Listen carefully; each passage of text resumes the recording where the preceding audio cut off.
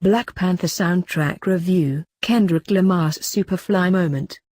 The rapper's knotty nihilism shines through as he curates an all-star album featuring The Weeknd and James Blake. Ilm's soundtracks are often, they're occasionally, they sometimes even in the same way that a zeitgeisty studio album might. But they rarely attract the kind of advanced publicity afforded the soundtrack to Black Panther.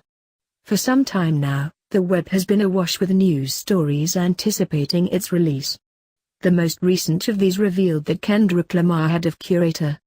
On reading said scoop, it became apparent that the revelation was, he had a meeting about it.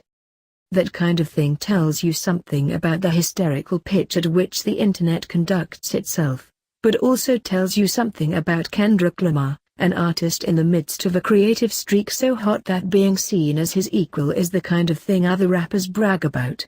Not even Kendrick can humble me, boasts Schoolboy Q at one point on the Black Panther soundtrack.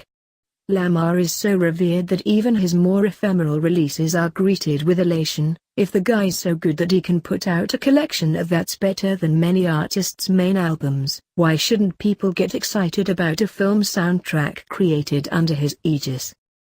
And particularly when it assembles such an intriguing musical cast, big names, The Weeknd, Vince Staples, Anderson .Buck, alongside relative unknown artists Mozzie, Babes Wodumo, Sobek Zabi and South African vocalists Java singing and Ulu.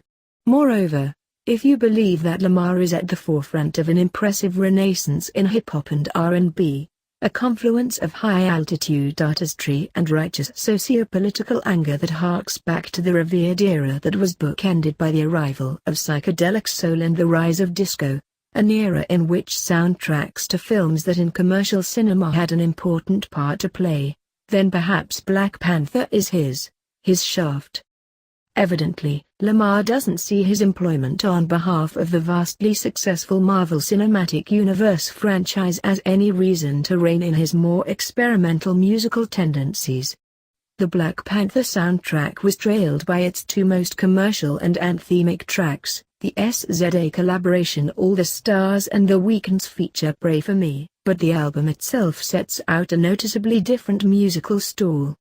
Lamar's opening title track offers up music as knotty and challenging as anything on To Pimp a Butterfly, off-key piano and samples clanging against each other, abstract, jazzy horns hovering in the distance, a startling moment where his rapping, in the character of the film's hero T'Challa, unexpectedly speeds up, racing dramatically away from the beat. At its best, this soundtrack deals in similarly heady ideas. On I Am, a beautiful tune delivered by Joel Smith is marooned over a groggy beat, twisted, sickly samples and a guitar riff so agonizingly slow it might have escaped from a stoner metal album. King's Dead, meanwhile, is the latest in a series of Lamar tracks that short-circuit the listener with sudden musical shifts.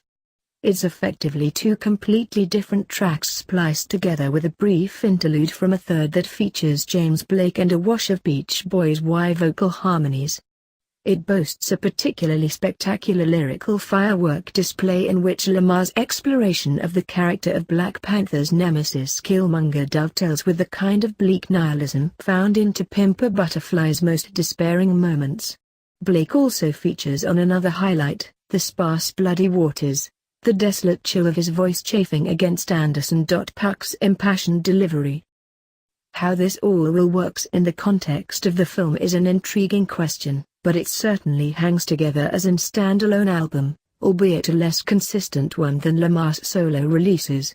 There are tracks that seem pleasant but minor, Zachary and Babes Wodumo's Redemption, a take on the current vogue for Latin-influenced pop, the fluffily inconsequential The Ways by Khalid and Swahili, and a couple of straightforward hip-hop cuts that are solid rather than spectacular, Schoolboy Q and 2 Chainz's X being one of them.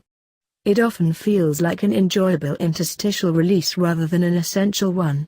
Still, that may simply say something about the standards its curator has set in recent years.